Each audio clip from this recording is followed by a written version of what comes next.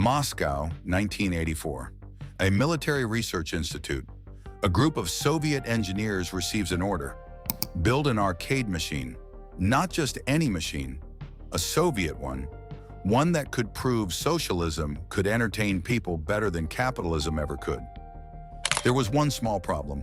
None of those engineers had ever actually seen a real arcade game in person. Pac-Man, Donkey Kong, Space Invaders. They knew them only from photographs in technical magazines and secondhand descriptions from anyone who happened to have traveled west. So they built one anyway. No experience, no comparable technology, no game designer on the team. The result was one of the strangest inventions of the entire Cold War, the Soviet arcade cabinet. To understand Soviet arcade games, you first have to understand what the Soviet press thought of the Western kind. Soviet newspapers ran headlines like, "Pac-Man, electronic poison for Soviet youth," genuinely arguing that Western video games were a tool of ideological warfare, designed to teach children violence and consumerism. Then came the 1980 Moscow Olympics, and with it, a wave of foreign visitors, some of whom apparently asked, quite reasonably, where the arcade machines were. The Soviet Union didn't have a good answer, and around that period, the decision was made. Build our own. Better, more Soviet, and crucially, ideologically clean. Think about that for a second. An entire government treating a coin-operated game as a genuine front in the Cold War. It wasn't an isolated worry either. This was the same decade that produced entire newspaper columns arguing that Western pop music corrupted Soviet youth, that blue jeans signaled ideological weakness, that a Coca-Cola bottle was itself a kind of propaganda.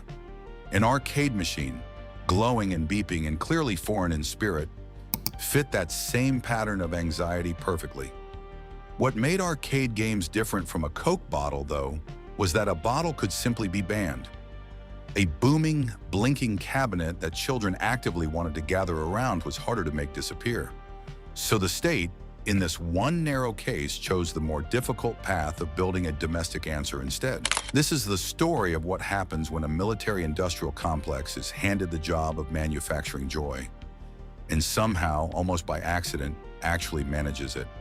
The Soviet Ministry of Defense put a classified military research institute in charge of developing these machines.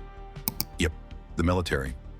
The same people who designed radar systems and ballistic missiles were now, officially, in the arcade game business. The reason was simple. Only the military had reliable access to advanced electronics. Microprocessors of the kind used in Western arcades were tightly restricted in the USSR, blocked by COCOM, the Western Alliance's export control regime that kept advanced technology out of the Eastern Bloc. And no, this is not something anyone made up for effect. Soviet engineers largely sidestepped the chip shortage altogether by going electromechanical instead of digital. The most famous Soviet arcade game, Morsky Boy, Sea Battle, didn't run on a microprocessor at all. You looked through a real periscope at a painted seascape, aiming at model ships that moved on physical tracks. The whole illusion built from mirrors, lights, and motors, rather than a single line of code. Other titles followed the same electromechanical logic. Tankodrome, tank training, where you steered a real miniature tank around a physical course. Sniper, a target shooting game. And Gorodki, a digitized version of a traditional Russian game where you throw a stick at wooden pins. There was also Safari, a hunting game where, in keeping with Soviet sensibilities, you never shot animals. You shot desert barrels and cardboard cacti instead. Estimates of the total number of distinct Soviet arcade titles vary by source. Somewhere between roughly 70 and 90 different machines were produced over the years.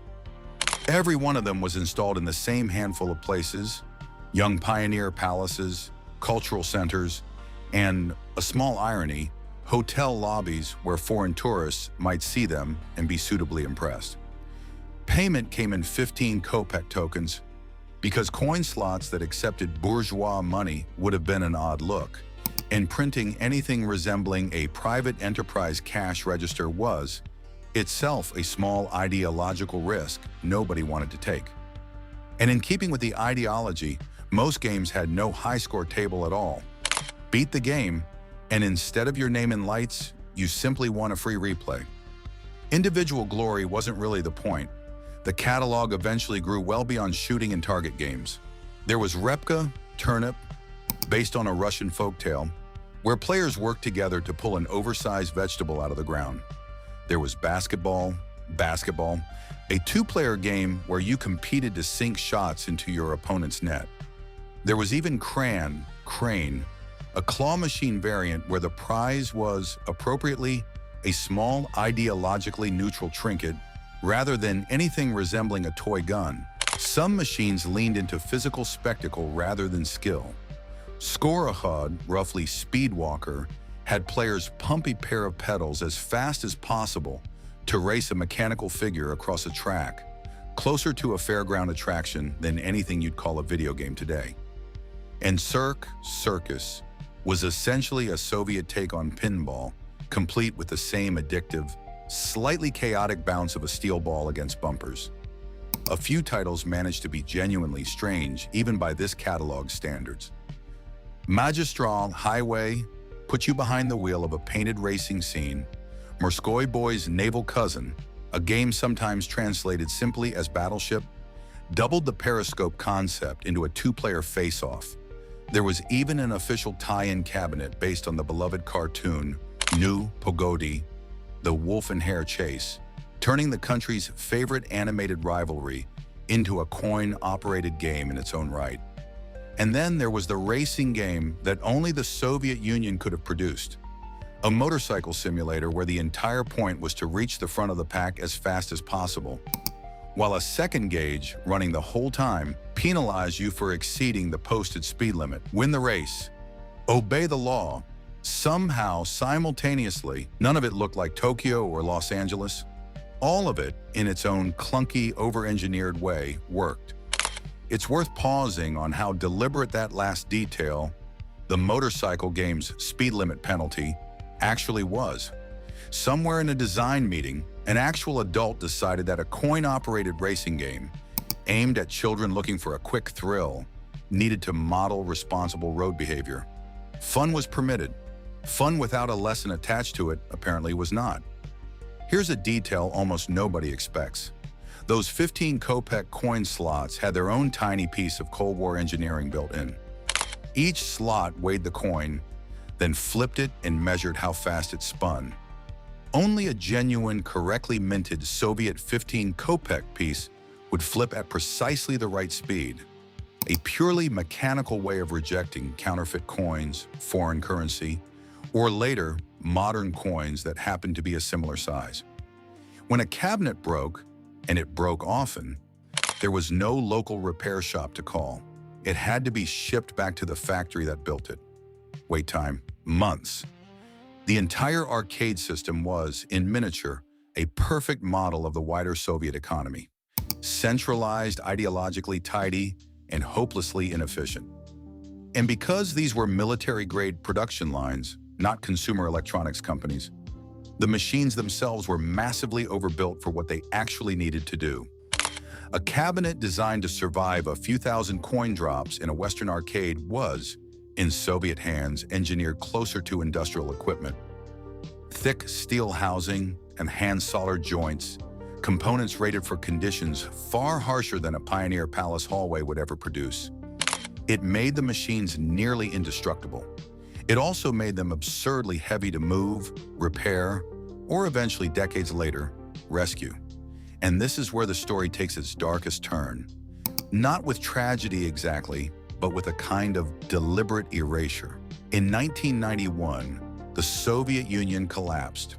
The factories that built these machines stopped production almost overnight as the entire military-industrial system that had funded them lost its budget and its purpose at the same time. The cultural centers that housed them closed their doors. And because these machines had been built inside classified military facilities, their technical manuals were themselves classified documents, which meant that as the state wound down, many of those manuals were simply destroyed. Machines that broke down after that point were often gutted entirely, their parts cannibalized to keep other cabinets limping along, or scavenged for components that had nothing to do with games at all. Within a few years, thousands of these machines, every one of the 70-plus models ever built, had effectively vanished from public life. Or at least that's what almost everyone assumed. For most of the 1990s, that assumption held. A generation of children grew up never having heard of Sea Battle or Garage Key at all. The machines simply weren't part of the world anymore, replaced by imported Western consoles and later, home computers. An entire chapter of everyday Soviet childhood seemed to have quietly closed its account and walked away. If you're finding this as fascinating as I am, hit subscribe. There's a lot more behind this curtain. And yet, in the mid-2000s, three friends in Moscow, Alexander Stakhanov, Alexander Vogman, and Maxim Pinigin, went looking for one specific machine, a working Sea Battle cabinet, mostly out of nostalgia for their own childhoods. It all started when we wanted to have the Sea Battle arcade machine at home, Stakhanov later said, and we realized that it was interesting not only for us, but also for our friends. Their first purchase was a batch of derelict cabinets from a park on Taganka Square, bought for 210 rubles, not because the machines were worth anything, but because that was roughly the cost of hauling scrap metal away. What nobody expected, including the three of them, was how far that search would go. They combed abandoned young pioneer camps, shuttered cultural centers, old cinemas, storage basements, and attics across the former USSR. Almost everything they found was broken beyond recognition. The Sea Battle they had originally dreamed of finding intact was never actually recovered whole. Every single early unit had to be assembled from multiple wrecks, sometimes 3 or 4 at once, just to get one machine working again. Moscow's Polytechnic University eventually lent them the use of a disused bomb shelter beneath a dormitory, and in 2007, with 37 restored machines, the Museum of Soviet Arcade Games quietly opened its doors. Open only on Wednesdays and only by prior arrangement. By April 2010, with the collection now up to around 40 different kinds of machines, the museum moved into a former workshop at the old Rot Front confectionery factory and finally started opening every single day. A year later, in August 2011, it moved again to a larger space on Baumanskaya Street, where the collection kept expanding by the dozen. It has since grown into 2 full museums in Moscow and St. Petersburg, together housing more than 60 different kinds of working cabinets, restored piece by piece, part by cannibalized part, with almost no original manuals to work from. Restoration, without those manuals, became a genuine detective exercise. Technicians had to reverse engineer entire mechanisms by trial and error, sometimes combining parts scavenged from 3 or 4 broken units just to assemble one that worked, essentially reconstructing forgotten Soviet engineering from the inside out. Today, you can walk into either museum, hand over a genuine 15 Kopek coin, or a modern ruble if you don't happen to have one lying around, and peer through that same periscope at the same painted sea. Older visitors come for nostalgia. Younger ones come to see, often with visible confusion, a video game that runs on mirrors and motors instead of a single microchip. The machines that a collapsing state tried to erase outlived the empire that built them. Foreign tourists make up a meaningful share of visitors too, a strange, quiet echo of the original 1980 problem the whole project was built to solve. Once, the state worried that foreign guests would see nothing impressive to play. Now foreign guests fly in specifically to play the thing the state was so anxious about in the first place. The St. Petersburg branch even leans into the theme further, serving kvass, a traditional fermented rye drink, alongside the games. So a visit doubles as a small, deliberate trip back into a Soviet afternoon, snack included. School groups now make up a sizable share of visitors too. Russian children, decades removed from the Cold War entirely, filing in on class trips to play the exact same games their grandparents once queued for, taught by museum staff the same way a history teacher might explain a rotary telephone. For them, it isn't nostalgia, it's simply an unusually hands-on history lesson. This story is really about something bigger than arcade games. It's about what happens when an ideology tries to walk into a space it has no business entering. The space of play, of pure, pointless fun. The Soviet Union tried to schedule joy the same way it scheduled steel production. Centrally, efficiently, with a clear ideological purpose behind every design choice. And what it got, again and again, was something slightly stranger and slightly more human than the plan intended. The strangest part is that it half worked. Nobody today plays Sea Battle because a party official told them it was ideologically sound. They play it because looking through a real periscope at a moving sea, sinking a ship with a satisfying mechanical clunk, is still, on its own terms, genuinely fun. The propaganda dissolved decades ago, and something simpler and better survived underneath it. Picture a boy in 1986. His name is Sasha. He's 11 years old, standing in the Pioneer Palace in Novosibirsk, in front of the Sea Battle machine. A 15 Kopek token in his hand. He drops it in. The periscope lights up. The sea is blue. Somewhere on the horizon, the enemy's ships are sailing past. Sasha presses the button. A torpedo fires, a hit. And for 1 second, just one, Sasha isn't a young pioneer. He's a submarine captain. That's the one thing the system never fully understood. You cannot script a game into obedience. Even built inside a weapons factory, a game stays stubbornly, quietly free. The factories went quiet decades ago. The periscopes never did. If this story surprised you even a little, do one simple thing before you go. Hit subscribe. It takes 2 seconds. It costs nothing. And there's another story from behind the Iron Curtain already on its way. One about a system that never quite understood what it was building, right up until the moment it worked anyway. You won't want to miss it.